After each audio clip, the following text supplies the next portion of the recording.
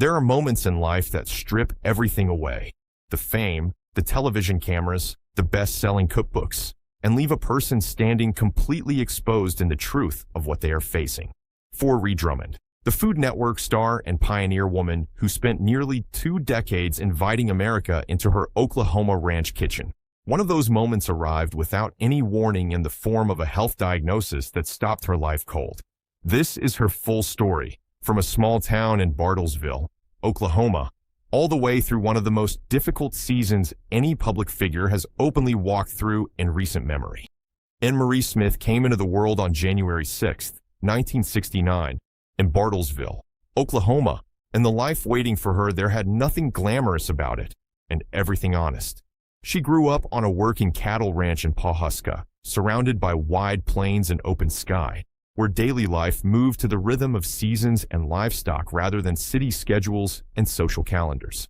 Ranch life builds a particular kind of person, someone who understands the connection between labor and reward, between the land and the table, between doing hard work without an audience and finding satisfaction in that anyway.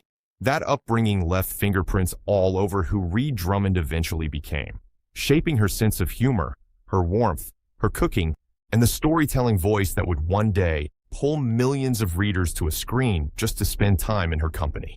Growing up out there on the Oklahoma plains, surrounded by cattle and crawling fields and the particular silence that only wide open spaces carry, she developed a relationship with food that was never about trends or aesthetics, but always about sustenance, nourishment, and gathering people around a table at the end of something hard.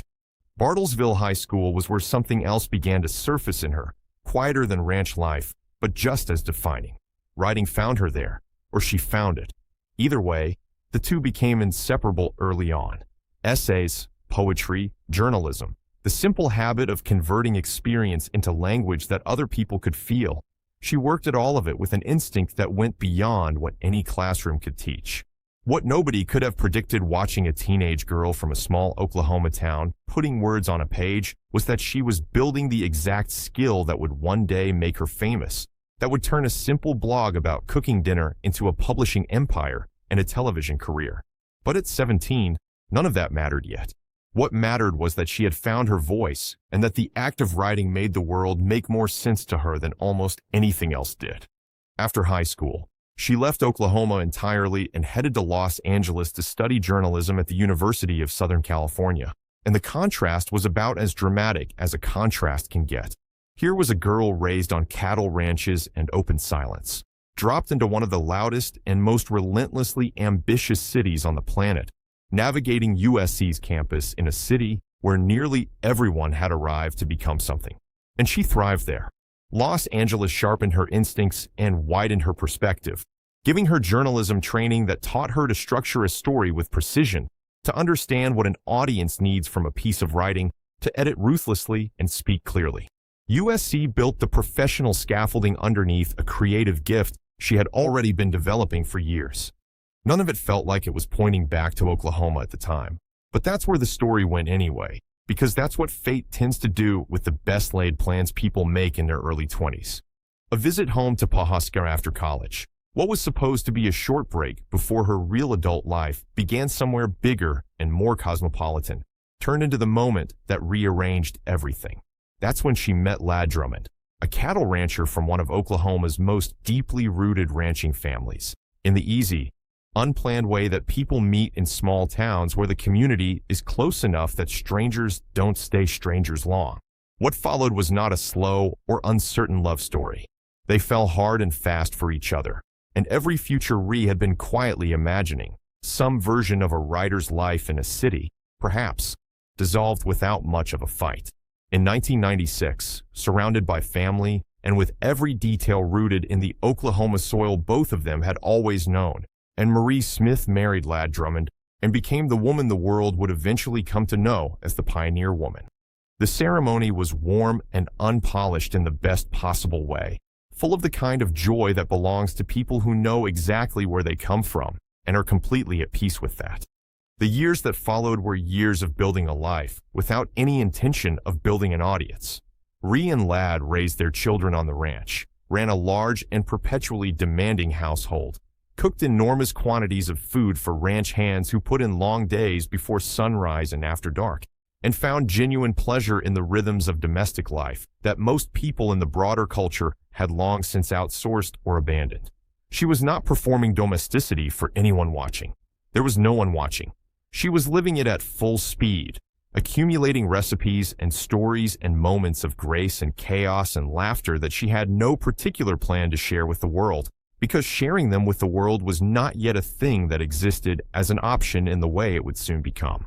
What she was doing, without knowing it, was filling up a reservoir that would eventually overflow into something that changed her life completely. The year 2006 was when the overflow began. Ree started a blog called The Pioneer Woman, and her intention at the start was modest, almost to the point of being casual. Document ranch life, share recipes, write the way she had always written, and see what happened. The early posts were exactly what you might expect: photographs of wide Oklahoma sky, stories about her children's personalities and her husband's dry humor, recipes she had been making for years without ever thinking of them as something worth publishing. No brand strategy existed behind any of it. No audience research shaped the content. And that's when something unexpected happened, which was that people started finding her anyway, drawn by a quality in the writing that is genuinely hard to manufacture and impossible to fake. The feeling that the person on the other side of the screen is telling you the truth without editing themselves for approval. Readers came back. They shared her posts with people they loved. The readership built steadily and then rapidly, gathering momentum the way things do when they are authentically good rather than deliberately engineered. What made the Pioneer Woman blog different from everything else competing for attention online in the late 2000s was not the recipes themselves, though those were genuinely satisfying in the deep, uncomplicated way that food is satisfying when it has been cooked by someone who understands hunger.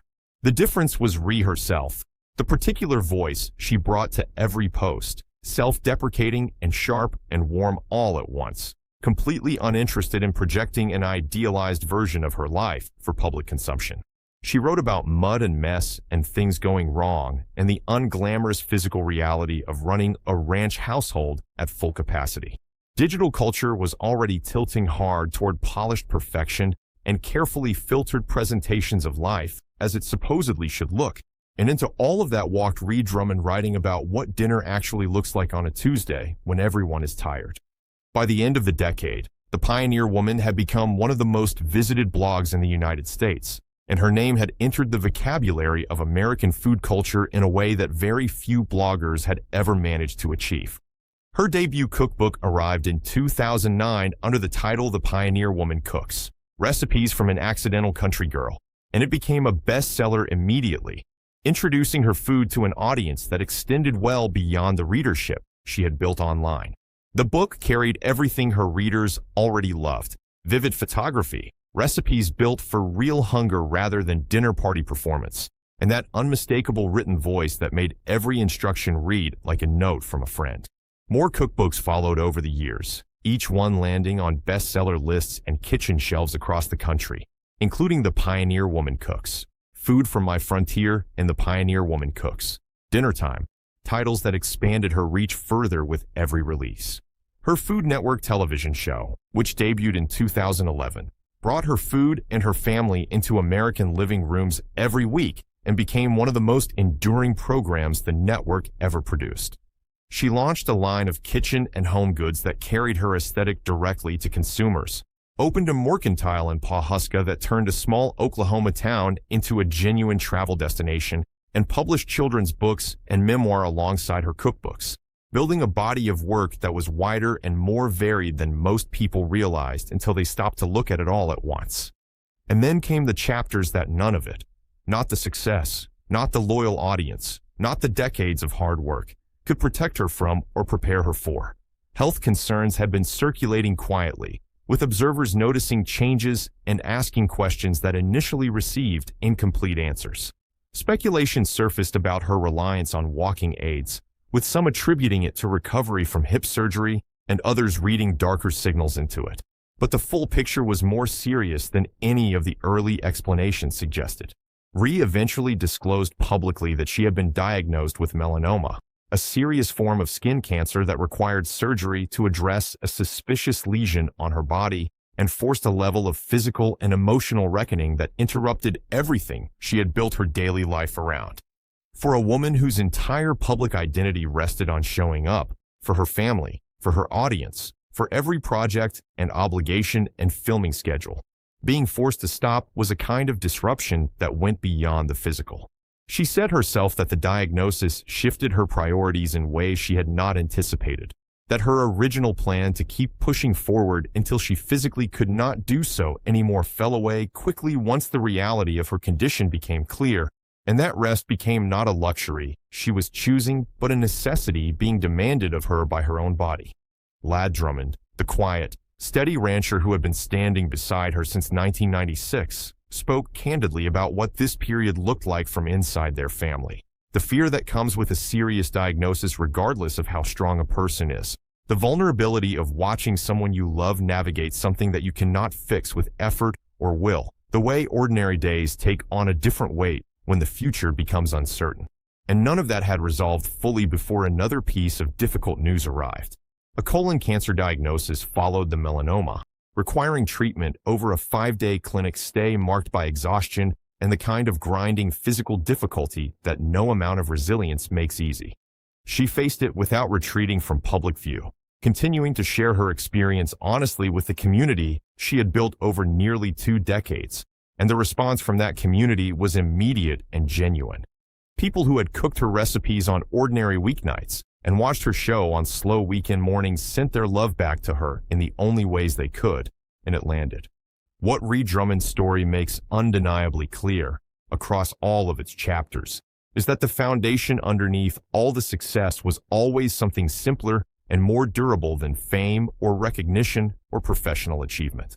A girl from Bartlesville who loved to write, who fell in love with a rancher and chose a life that most of her college peers would have found incomprehensible, who started a blog about feeding her family and accidentally built one of the most beloved media brands in American food culture, and who, when the hardest seasons arrived, faced them with the same unfiltered honesty that had made the world trust her in the first place. Pioneer woman Ree Drummond, Food Network star, cookbook author, Oklahoma rancher, wife, mother, and cancer patient.